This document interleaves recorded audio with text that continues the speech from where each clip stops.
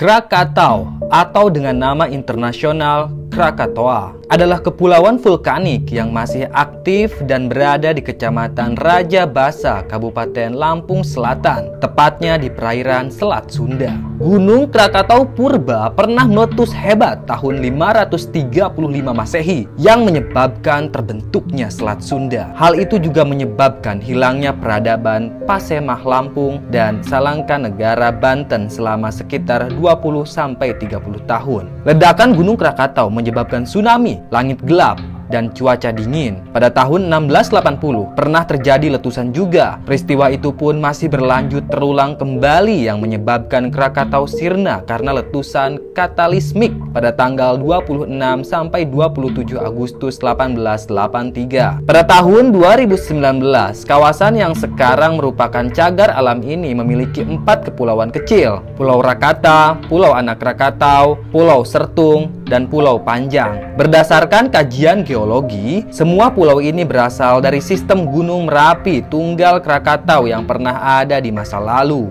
Krakatau dikenal dunia karena letusan yang sangat dahsyat pada tahun 1883. Awan panas dan tsunami yang diakibatkannya menewaskan sekitar 36.000 jiwa. Sampai sebelum tanggal 26 Desember 2004, tsunami ini adalah terdahsyat di kawasan Samudra Hindia. Suara letusan itu terdengar sampai ke Alice Springs, Australia, dan Pulau Rodriguez dekat Afrika. Daya ledaknya diperkirakan mencapai 30.000 kali bom atom yang diledakkan di Hiroshima dan Nagasaki di akhir Perang Dunia II. Letusan Krakatau menyebabkan perubahan iklim global. Dunia sempat gelap selama 2,5 hari akibat debu vulkanis yang menutupi atmosfer. Matahari bersinar redup sampai setahun berikutnya. Hemburan debu tampak di langit Norwegia hingga New York. Ledakan Krakatau ini sebenarnya masih kalah dibanding dengan letusan Gunung Samalas, Gunung Tambora, dan Gunung Toba di Indonesia. Namun, gunung-gunung tersebut meletus jauh pada masa ketika populasi manusia masih sangat sedikit. Sementara itu, ketika Gunung Krakatau meletus, populasi manusia sudah cukup padat. Sains dan teknologi telah berkembang, telegraf sudah ditemukan, dan kabel bawah tanah sudah dipasang. Dengan demikian, dapat dikatakan bahwa saat itu teknologi informasi sudah tumbuh dan berkembang pesat. Tercatat bahwa letusan Gunung Krakatau adalah bencana besar pertama di dunia setelah penemuan telegraf bawah laut.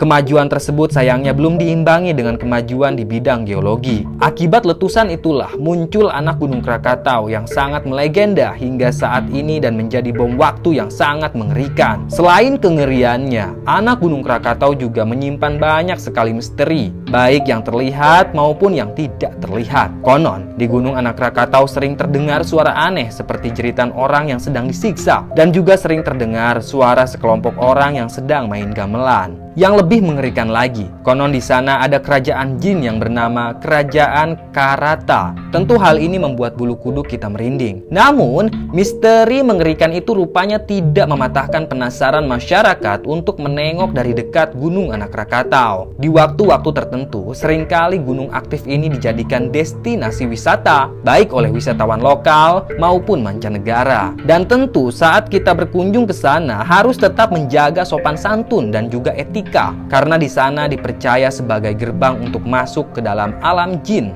Nah, dan kali ini Mbah mau cerita tentang seorang nelayan bernama Supri. Dia hilang selama 50 hari di Gunung Krakatau karena ulah turis yang ia antar bertindak tidak senonoh di anak Gunung Krakatau. Seperti apa kisahnya? Tanpa banyak basa-basi lagi, langsung aja kita simak ceritanya.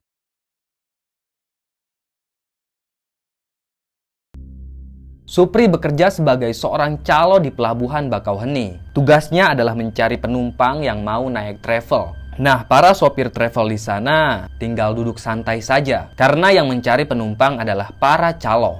Banyak calo di sana, jumlahnya mungkin lebih dari 10 orang. Para calo itu berlomba-lomba untuk mendapatkan penumpang. Kemudian setelah mereka mengisi penuh ruang travel dengan penumpang, maka si calo itu akan mendapatkan komisi dari si sopir travel. Begitulah pekerjaan Supri setiap hari. Tapi pada suatu hari, Supri dapat masalah. Dia rebutan penumpang dengan para calo lainnya. Supri yang memang sudah senior di sana, dia tidak mau kalah. Alhasil, perebutan penumpang itu diselesaikan diselesaikan dengan kekerasan. Supri ditarik oleh dua orang calo. Tubuhnya yang kurus itu mudah diseret oleh musuhnya. Kemudian Supri dibawa ke pojokan pelabuhan. Lalu ia dipukuli. Tentu Supri melawan. Dia tidak mau kalah begitu saja. Lelaki itu mengambil sebuah batu, lalu menghantamkan batu itu ke wajah lawannya. Satu orang tumbang. Tinggal satu lagi yang masih menghajar Supri. Tangan kanan Supri menggapai-gapai. Dia mau meraih apapun yang ada di sekitarnya untuk dihantamkan pada lawannya itu. Tapi sayangnya tidak ada benda apapun di sana, sehingga Supri habis dihajar. Dia pun pingsan. Untung saja Supri tidak tewas, karena satpam pelabuhan Bangkaweni segera berdatangan. Mereka mengamankan Supri yang sudah pingsan tak berdaya. Nasib Supri masih beruntung. Dia terselamatkan. Selama beberapa hari, Supri harus dirawat di puskesmas. Saat itu istri dan anaknya setia menunggu di puskesmas. Memang Supri ini sudah berkeluarga. Dia dikaruniai satu orang anak perempuan yang umurnya 7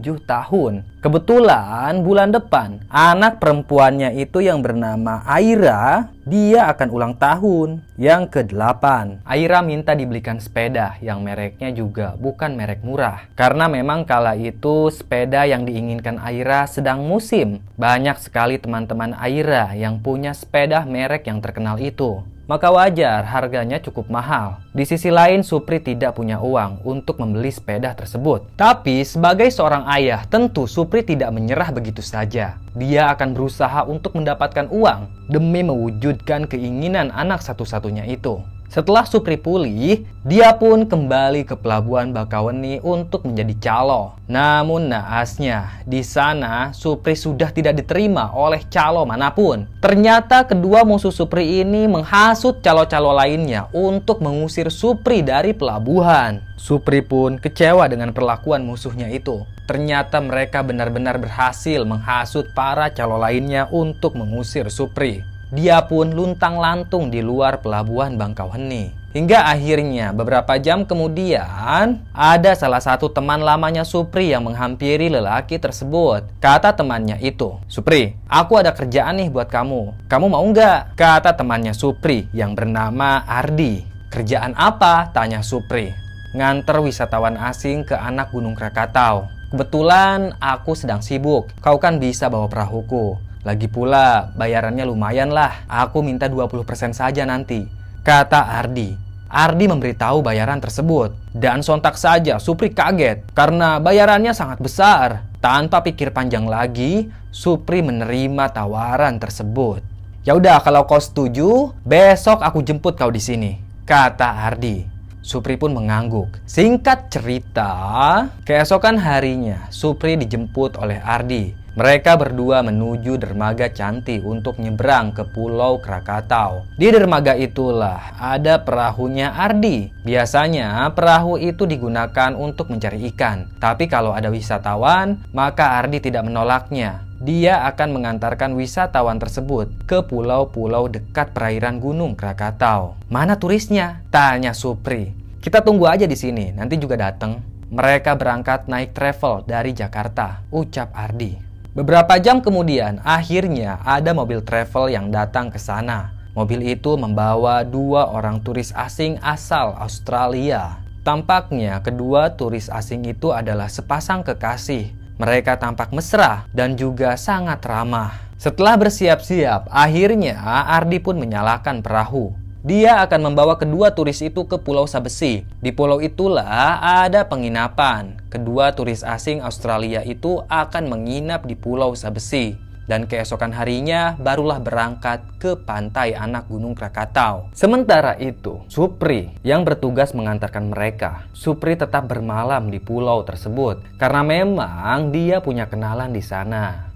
Malam itu Supri diberitahu oleh teman-temannya agar selalu jaga sopan santun, terutama saat berada di pos 3 di Gunung Anak Krakatau. Karena orang-orang di sana percaya kalau anak Gunung Krakatau itu adalah gerbang menuju alam gaib yang sangat mengerikan. Jadi siapapun yang tidak senonoh di sana, maka pasti akan dapat malapetaka. Tentu Supri kesulitan untuk menjelaskan hal tersebut pada kedua turisnya itu. Karena selama ini Supri berkomunikasi menggunakan bahasa isyarat. Dikarenakan dia tidak bisa bahasa Inggris. Ya, mungkin hanya bahasa singkat-singkat saja, seperti yes, no, dan lain sebagainya. Tapi untuk berkomunikasi dengan lancar, Supri benar-benar tidak bisa. Singkat cerita, hari keberangkatan pun tiba. Pagi-pagi sekali, kedua turis itu sudah naik perahu. Supri pun menyalakan mesin motor perahu tersebut. Ukuran perahunya memang cukup besar. Mungkin muat sekitar 5-7 orang. Dia akan membawa kedua turis tersebut menuju pantai Anak Krakatau. Tak butuh waktu lama, akhirnya mereka tiba di pantai Anak Gunung Krakatau. Dengan hati-hati, Supri menurunkan kedua turis tersebut. Tidak ada dermaga di sana, sehingga turis itu harus basah-basahan. Celana mereka basah kuyup, tapi tidak apa-apa. Yang penting mereka sudah tiba di Pulau Anak Krakatau. Supri pun mengajak mereka langsung ke pos 3. Memang ini bukan pertama kalinya Supri mengantarkan turis. Dia sudah beberapa kali mengantar wisatawan menuju Pulau Anak Krakatau. Tapi semenjak ada letusan 3 tahun lalu, jarang sekali ada turis yang berkunjung ke sana. Dan baru saat itulah wisata Anak Gunung Krakatau kembali dibuka. Mereka pun naik menuju pos 3. Dan setibanya di pos 3, tiba-tiba saja pasangan turis itu bertindak tidak senonoh. Mereka ciuman di sana. Sontak saja Supri panik. Kemudian dia melarang kedua turis itu dengan bahasa isyarat. Tetapi kedua turis tersebut tidak memperdulikan Supri. Mereka malah tertawa-tawa sambil berpelukan. Kedua turis itu mungkin saja terbawa suasana, sehingga mereka tidak sadar kalau di Gunung Krakatau itu harus jaga sopan santun. 10 menit setelah mereka ciuman, tiba-tiba saja muncul asap yang sangat tebal. Itu seperti badai abu. Kedua turis dan Supri dihantam oleh badai abu tersebut. Supri tidak bisa melihat apapun. Semuanya gelap, tersapu oleh abu. Dan saat dia membuka matanya, tiba-tiba saja dia sudah ada di alam gaib. Sementara itu, di alam manusia, Ardi panik karena perahu yang digunakan oleh sahabatnya itu tidak kunjung kembali. Ardi tidak tahu kalau temannya itu sudah dibawa ke alam gaib. Tentu Ardi tidak mau tinggal diam. Dia tidak ingin kehilangan perahunya. Segera Ardi beserta teman-temannya, mereka menuju pantai Anak Krakatau. Setibanya di pantai, mereka benar-benar kaget karena ada perahu Ardi tertambat di sana. Tapi kemana Supri dan kedua turis itu? Mereka hilang seperti ditelan alam. Kabar tentang hilangnya Supri dan kedua turis itu langsung menggegerkan Lampung. Bahkan menjadi headline di koran-koran. Keluarga Supri juga sudah menangis tak karuan. Apalagi anak putrinya, dia sangat merindukan ayahnya kembali. Selama berhari-hari, tim SAR melakukan pencarian di Anak Gunung Krakatau. Tapi pencarian itu benar-benar nihil. Tidak ada sama sekali tanda-tanda keberadaan Supri dan kedua turis asing asal Australia itu. Tak ada yang tahu kalau Supri dan kedua turisnya sudah masuk ke alam gaib. Dia dijebloskan ke dalam penjara jin. Sementara kedua turis yang melakukan tindak tidak senonoh, mereka berdua disiksa habis-habisan oleh seorang jin yang berwujud sangat mengerikan. Kedua mata jin itu sangat besar, lidahnya menjulur sampai ke lantai.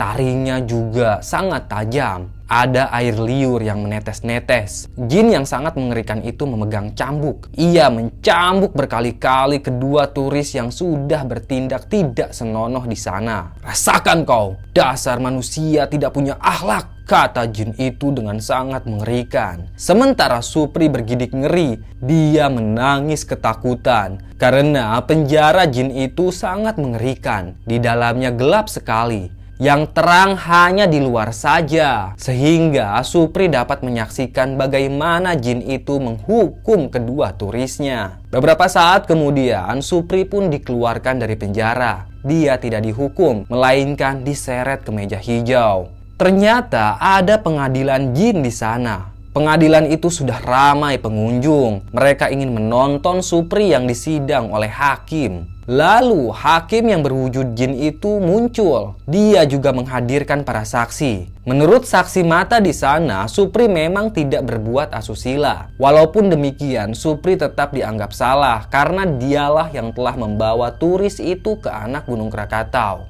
Maka dari itu, Supri dijatuhi hukuman kerja rodi di alam jin. Sungguh mengerikan.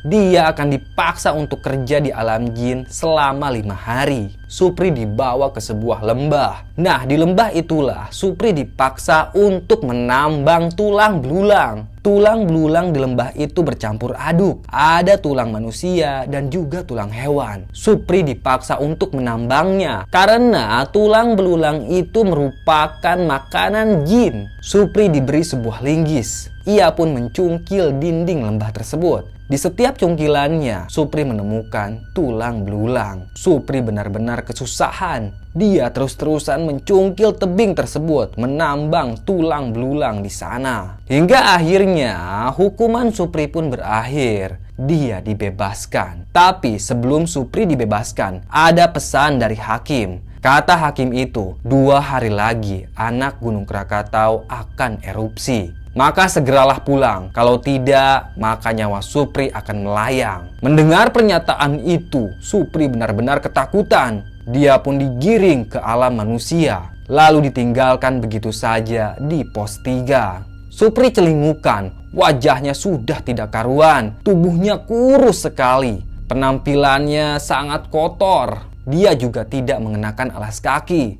Supri melihat kiri kanan, tidak ada siapa-siapa di sana. Segera ia menuju pantai. Dengan sisa tenaga yang ada, Supri berteriak minta tolong. Ia berharap ada nelayan yang melintas di sana. Dan ternyata nasib Supri masih bagus. Selang 5 jam ada seorang nelayan yang melintas di perairan itu. Supri pun terselamatkan. Namun ada fakta mencengangkan tentang Supri. Walaupun dia dihukum 5 hari di alam gaib, ternyata kalau di alam manusia, Supri sudah hilang selama 50 hari. Bahkan pihak keluarga sudah putus asa dan pasrah pada Yang Maha Kuasa. Namun Supri memang masih beruntung. Dia dibebaskan oleh jin di sana. Sementara itu, kedua turis asing masih menjalani hukumannya. Dia belum dikeluarkan oleh jin di sana. Turis asal Australia itu dihukum 100 hari di alam jin.